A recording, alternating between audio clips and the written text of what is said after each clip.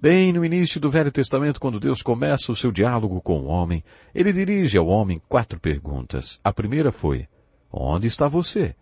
Será que o Criador não sabe a resposta para essa pergunta que ele fez à criatura?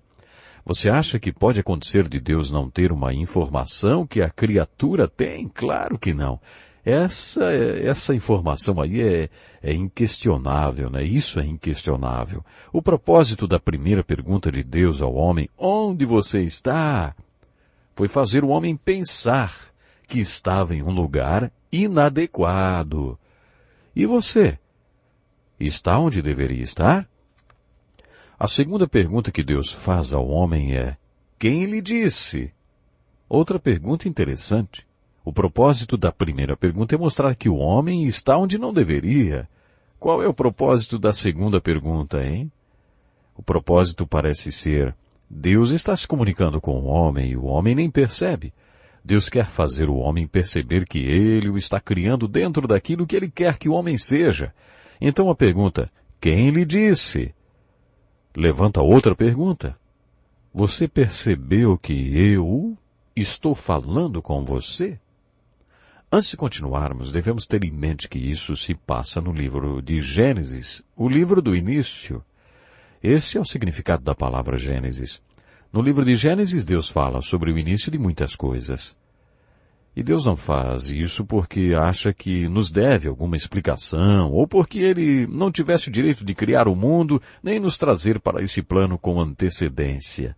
A razão que levou Deus a descrever o início de várias coisas é porque Ele quer que entendamos como as coisas devem ser hoje.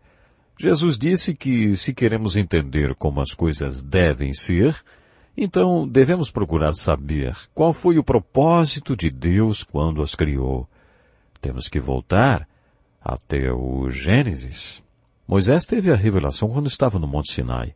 Ele foi até lá pelo menos 3 vezes. Jejuou e orou durante 40 dias e 40 noites porque queria uma palavra de Deus que o ajudasse a entender aquele povo que tinha ficado lá embaixo, um povo rebelde e pecador.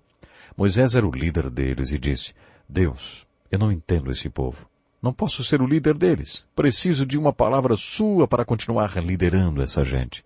Aí então, Deus dá a Moisés, como resultado dessas viagens ao Monte Sinai e 40 dias de jejum e oração, os livros de Gênesis, Êxodo, Levítico, Números e Deuteronômio. Se você perceber a perspectiva na qual Deus fez essa revelação para Moisés, entenderá o livro de Gênesis. Qual é o objetivo do livro de Gênesis? Na minha opinião, neste livro Deus está dizendo a Moisés: o problema de toda essa gente meio louca e rebelde é que eles não têm nenhuma palavra minha. Você vai levar para eles uma palavra, essa palavra. O problema é que quando minha palavra mostrar para eles onde estão, ao invés de virem para a luz desta revelação e ficarem nela, eles vão se esconder. Quando Deus perguntou a Adão: onde você está? Adão respondeu: ouvi teus passos no jardim e fiquei com medo. Deus iria expor a nudez de Adão e Adão não queria isso. Por isso se escondeu. Percebemos um pouco da natureza humana com esse texto. Não apenas o que era, mas o que ainda é hoje. Você acha que hoje Deus se comunica com você? Você acha que Ele pode perguntar para você: onde está você? Será que você tem essa convicção que deveria estar em algum lugar, mas não está?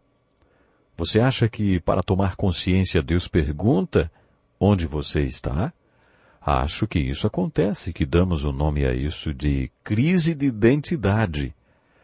A próxima pergunta nos leva a fazer um tipo de confissão. Você comeu do fruto da árvore da qual lhe proibi de comer? Você já comeu da árvore proibida? Quer dizer, você está procurando respostas no lugar errado? De onde você tem tirado seus conceitos e definições sobre os papéis da mulher e do homem no casamento? Da cultura da nossa sociedade ou da Bíblia, hein? Outra maneira de fazer a mesma pergunta é: você está comendo das árvores certas ou das árvores erradas, hein? Bom, a quarta pergunta que Deus fez a Adão foi: que foi que você fez, hein? A palavra confessar é composta de 2 outras: falar e a mesma coisa. Confessar significa falar a mesma coisa. Em outras palavras, concordar com Deus, dizer a mesma coisa que Deus diz.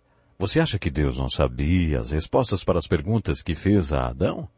Se você é um bom pai e diz para seu filho para ele não ir para a rua e ele vai, aí você dá umas palmadas nele. Mas antes disso, você faz a pergunta: o que é que seu pai falou, hein? Para não ir para a rua. O que é que você foi fazer, hein? O que você fez? Eu fui para a rua, ele diz. A essa altura, seu filho já está em agonia, mas é assim que temos que fazer. Você precisa ter certeza que eles entenderam o que fizeram de errado antes de disciplinar. Deus está fazendo exatamente isso em Gênesis 3. O que foi que você fez? Eles sabiam o que eles tinham feito, mas queriam ouvi-los dizer a mesma coisa que ele tinha dito que não fizessem.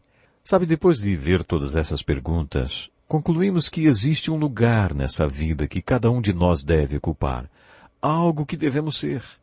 Paulo esclarece que o único lugar onde podemos encontrar felicidade é dentro da boa, agradável e perfeita vontade de Deus.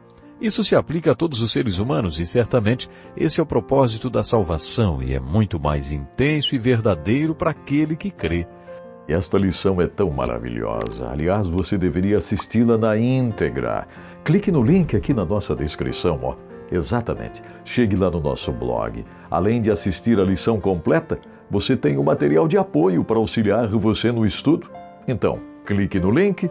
Vejo você lá.